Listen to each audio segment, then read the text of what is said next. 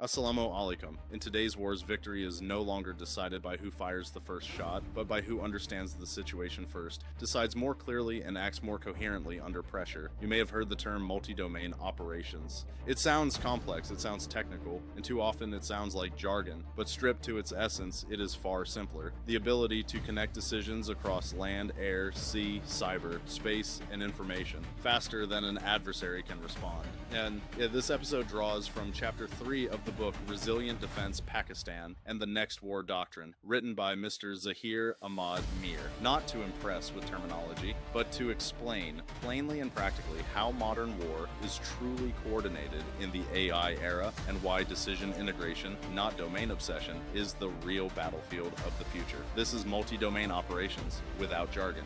And welcome back to our channel, Pakistan Zindabad, the next world superpower.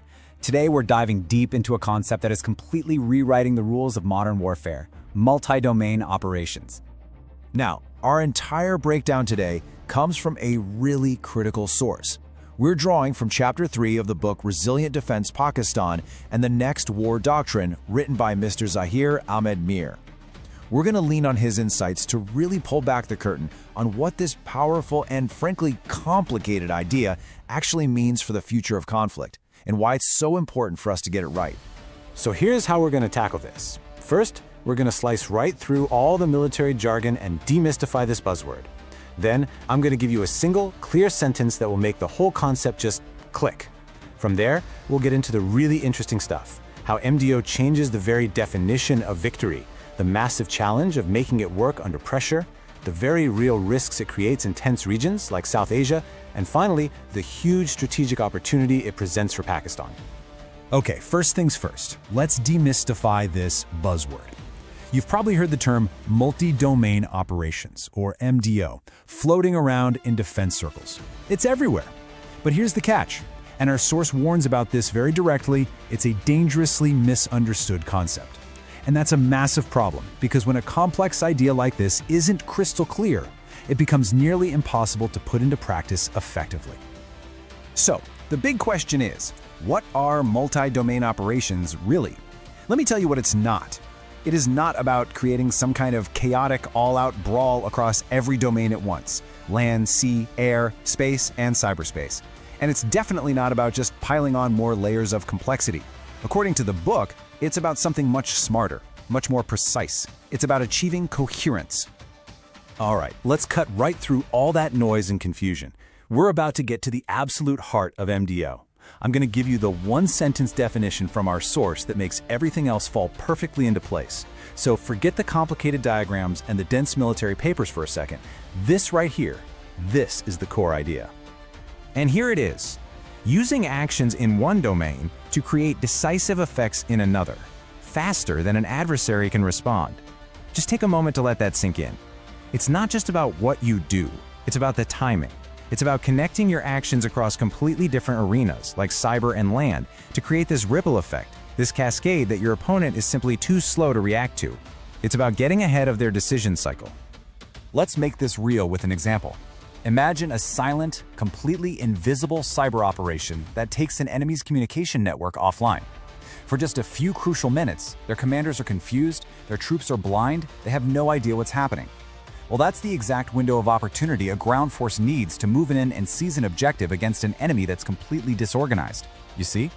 An action in the digital world created a physical, decisive advantage on the battlefield. Or how about this one? An aircraft sends out a powerful, invisible pulse of electronic energy. It jams the enemy's radar systems. For a few critical seconds, their entire air defense network is effectively blind. In that tiny moment of engineered confusion, a drone can slip right through their defenses, totally undetected, and hit a high-value target. A flash of energy in the electromagnetic spectrum enabled a precise kinetic strike on the ground.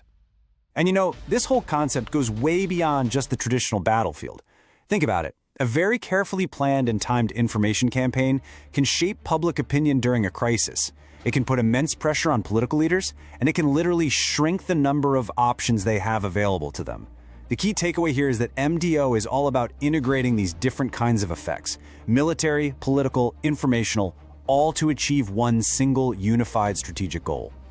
So now that we have a solid grip on what MDO is, let's explore the how. and specifically, how this concept is fundamentally rewriting the very rules of victory, especially now that we're in the age of AI. You know, to really get this, we have to look at the decision-making cycle that's at the heart of any military action. It's this continuous loop, right?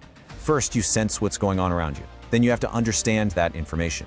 Based on that, you decide what to do, you act on that decision, and then you assess the results, which starts the whole loop all over again. The entire goal of multi-domain operations is to make your own loop run faster and faster, while at the same time, you're systematically trying to break, slow down, or confuse your enemy's loop. It's a race. And this right here brings us to a massive shift in military thinking, something the book really emphasizes. In the industrial age, back in the world wars, victory was often just a simple calculation of mass and firepower. Who had more tanks? Who had more ships? Who had more artillery? But today, in our AI-enabled world, the new center of gravity isn't brute force anymore, it's decision speed. The side that can sense, understand, decide, and act faster, that's the side that's going to have the decisive edge every single time. Okay, so far all of this sounds pretty good in a lab, right? With perfect data, seamless networks, everything working just right. But what happens when the real world hits? What happens when the fog of war rolls in, when communication lines get cut, when your networks are hacked, and when everything just starts to fall apart? Well, that chaos, that is the true test of any multi-domain force. And this is where our source material draws a really sharp line between what it calls a fragile force and a resilient one. A fragile force is like a house of cards. It totally depends on every single piece being perfectly in place. You disrupt one little part, and the whole thing can just collapse. But a resilient force, well, it's built to take a punch and keep on fighting. It degrades gracefully, which is a fantastic way of putting it. It means that even when it's damaged, it can still function, it can adapt, and it can keep pursuing its mission. And that right there is the core idea of resilient defense. Now let's take this concept and apply it to a complex, real-world, high-stakes environment. In a region like South Asia, with its incredibly tense political dynamics and the close proximity of powerful military forces, the stakes for any single action are just astronomically high. Trying to implement MDO in this kind of pressure cooker environment, it demands a whole new level of caution and coordination. The book points out some incredibly serious risks. I mean, just imagine the potential for a terrible miscalculation. A cyber probe that's only meant for reconnaissance could easily be mistaken for the opening shot of a major war.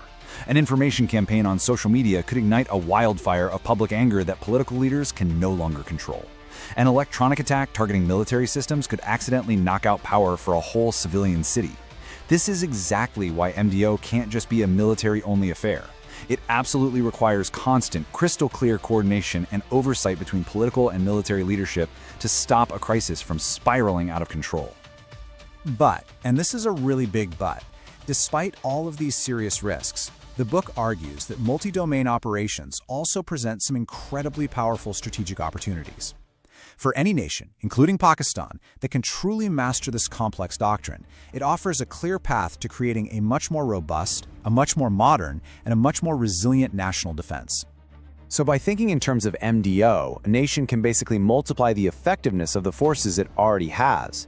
It can shift the focus away from a super expensive arms race, trying to match an adversary plane for plane, tank for tank, and move toward a smarter, more agile, more intelligent approach to deterrence. It's a way to enhance your security without needlessly provoking a conflict. The crucial point here is that this is all about working smarter and more cohesively, not just buying more and more hardware.